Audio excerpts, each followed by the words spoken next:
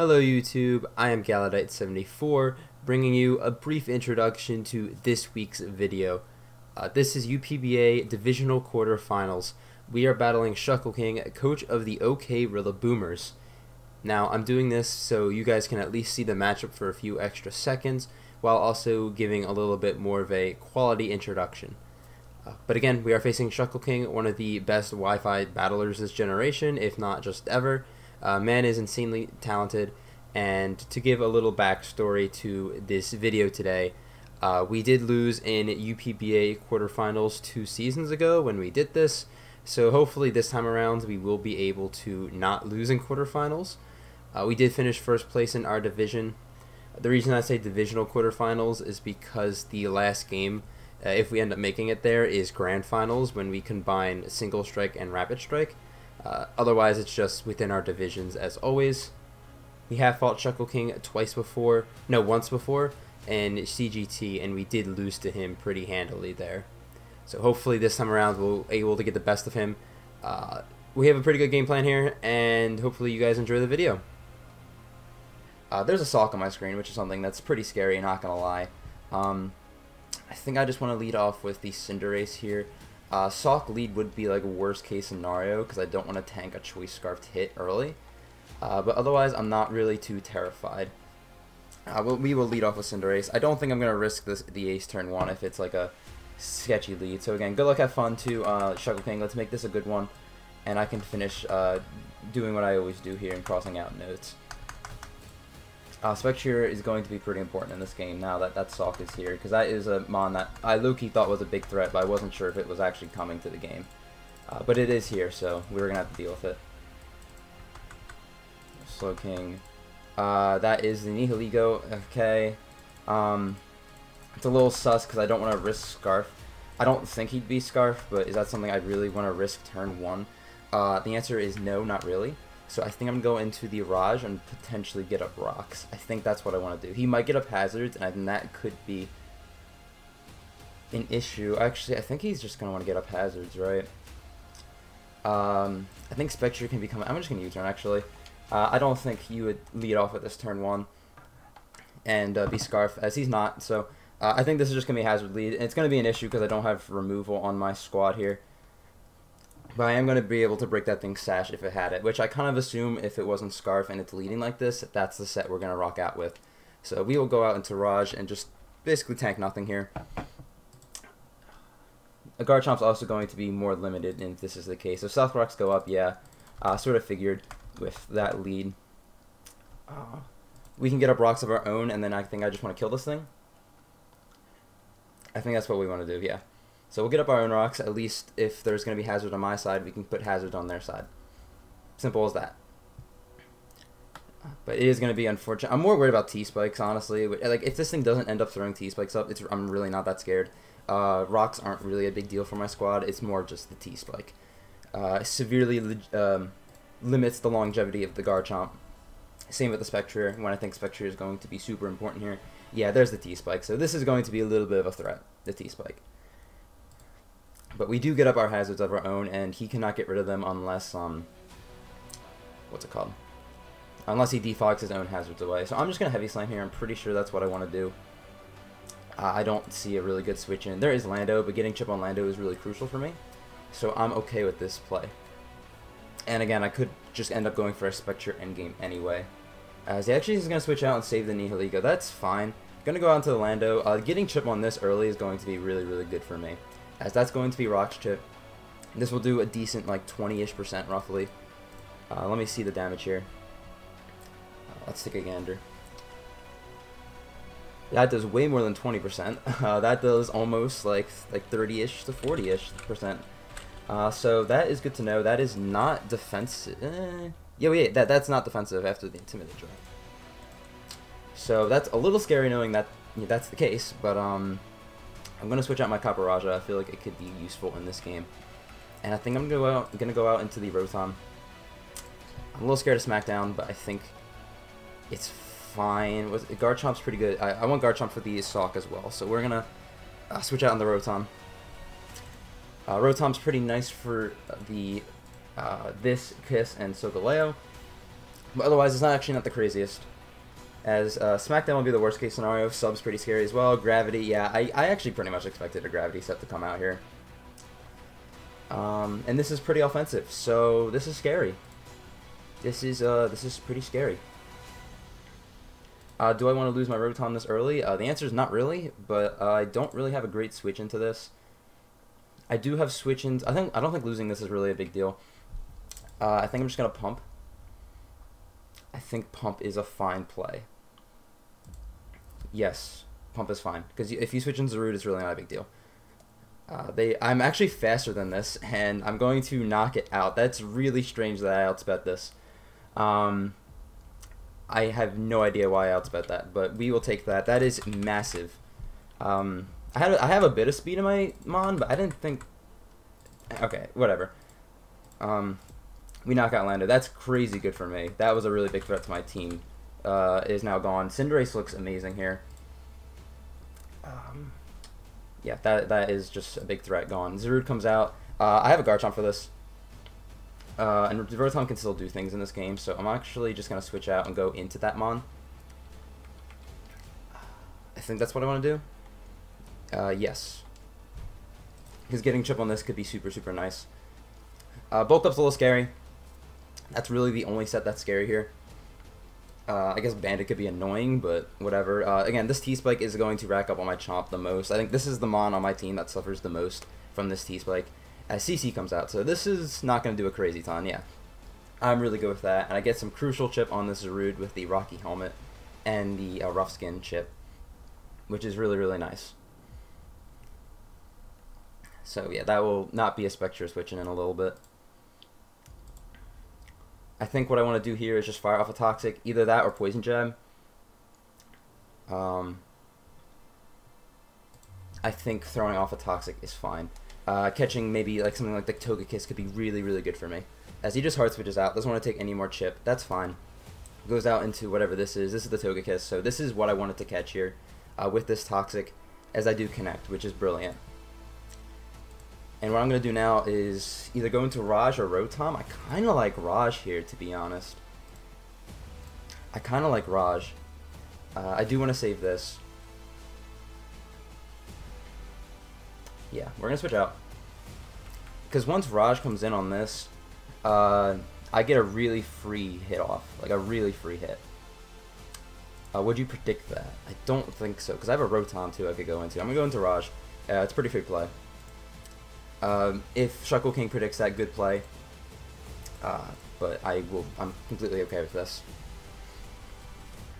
As we're gonna see, what we're gonna see from the Togekiss here. Baton Pass. Okay, good play.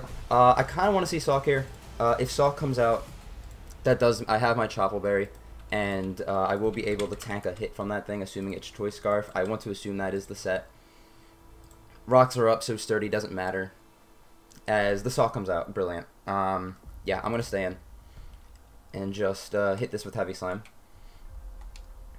Bulk Up's not too scary because I have ways to revenge it. He CCs, the thing's gonna proc, and this Sawk should die because with the -1 defense, that still does a load of damage. That brought me to 60. That did 70-ish. I think that's like a max roll. It's either max roll Jolly or Adamant Scarf, which I think it's probably Adamant Scarf. Sawk dies. That's amazing. Big threat to my team averted.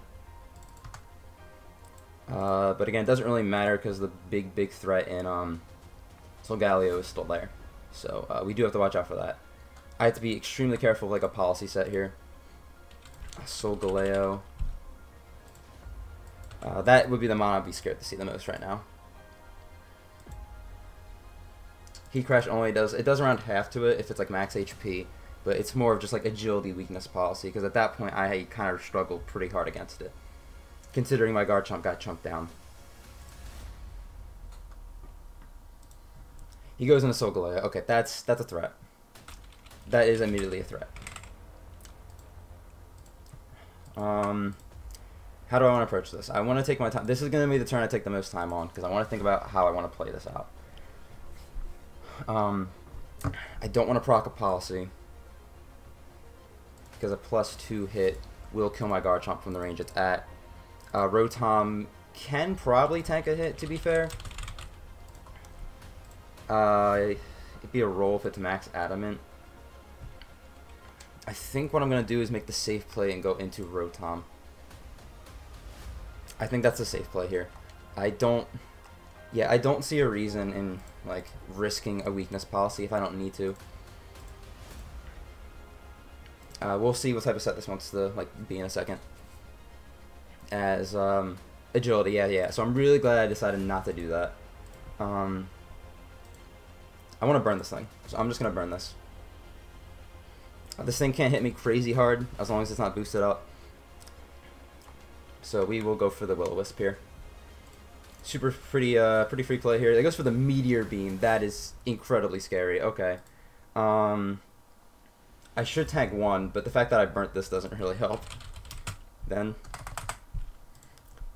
Power Herb. Oh, you Power Herb. Okay, I should have just attacked this then. That would have been the smarter play. I do tank that, which is pretty cool. Burning this is going to be pretty nice. Just get some chip on it. But you are a Meteor Beam set. Okay, let's put Modest. You're +1. This takes a little bit more chip. Burned. I don't really have great answers to this, to be honest. I actually don't. The Caparajah low-key would have been the greatest thing I had for this.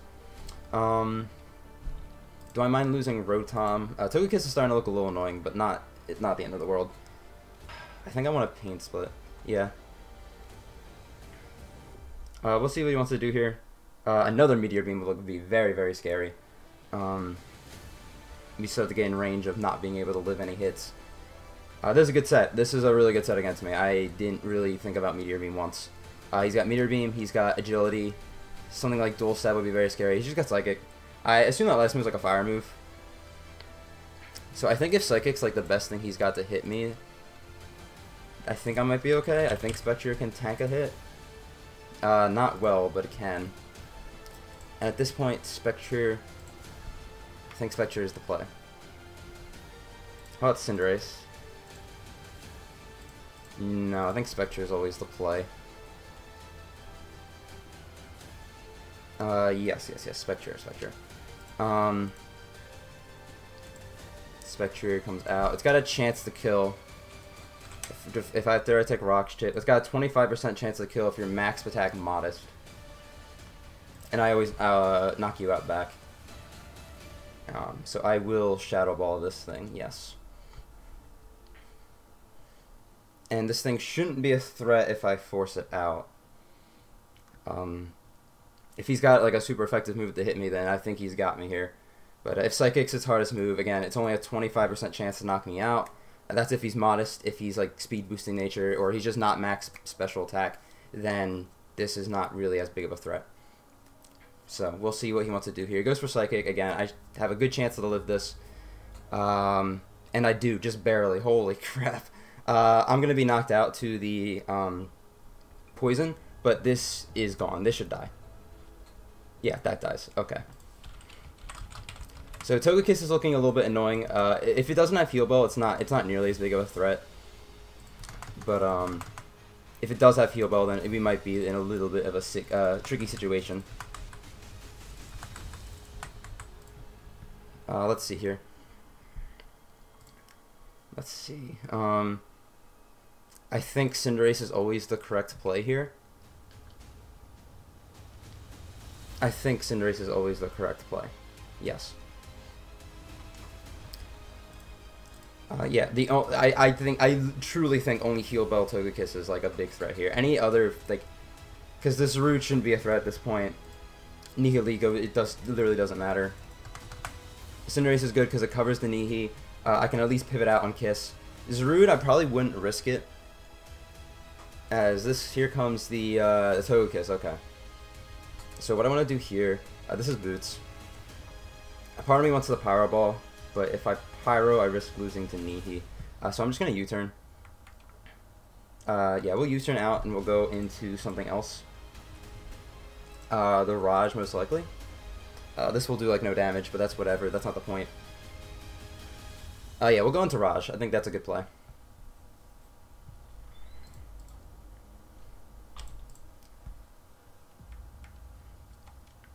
Yes. Because if he's got a heal bow, he'll click it now, and this puts me in a spot to where, he just baton passes out. Okay, that's fine. So I don't think this Kiss actually has a way to get rid of that Toxic. And as long as that's a thing, I'm not really too scared of it. I do have to make sure this Nihi doesn't get a speed boost. Goes into the Zarude. This is exactly what the Garchomp's for, so not really too concerned about this. I could also just sack this. The Garchomp's literally only here for this. Yes. I'm just scared to give that Nihi a boost. That's what I'm really scared of. I think, no, it doesn't, I shouldn't matter, because as long as I keep the Silvally in the back healthy, it's fine.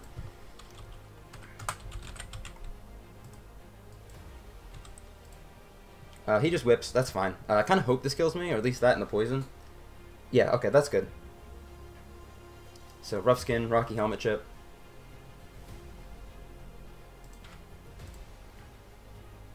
Zarude, I don't think it matters if you're Scarf, because you're locked into Whip at this point.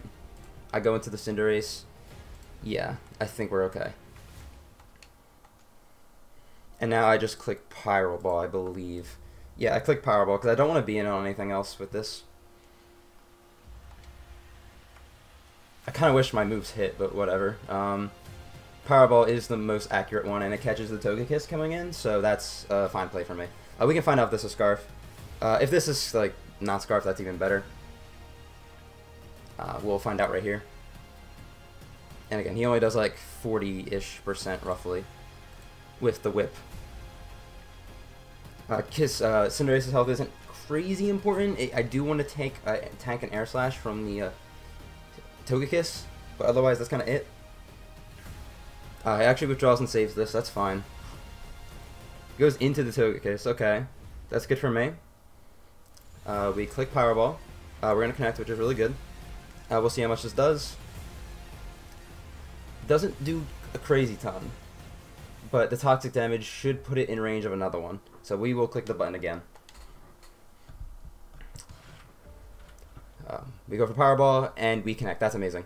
Alright, that should be a dead Togekiss. If not, the poison should kill it. Yes, the Togekiss is dead. I figured it would. So it's just Zarude, and it's just Nihilego.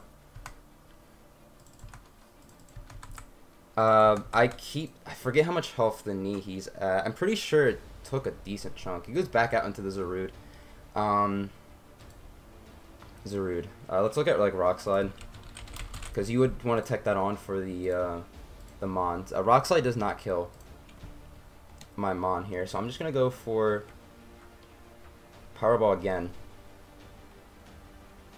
I just go for Power Ball again. Yes. That's all I need to click. I'm pretty sure this is Scarfed. He just goes for Dark Accelerate. This will not kill me. I'm at full health.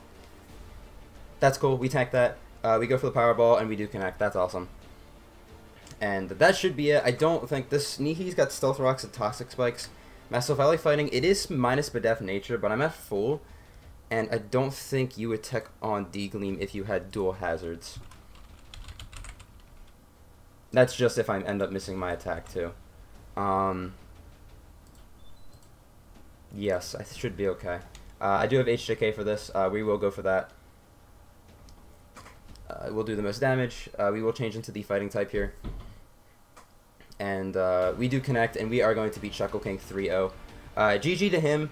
This was a pretty scary one. That's all Galeo said. Really threw me off. I wasn't expecting Meteor Beam. But we are going to prevail in this matchup. Make sure to go check out SK. His link will be in the description below. I like what he does with his videos a lot, with the way he does his team builder.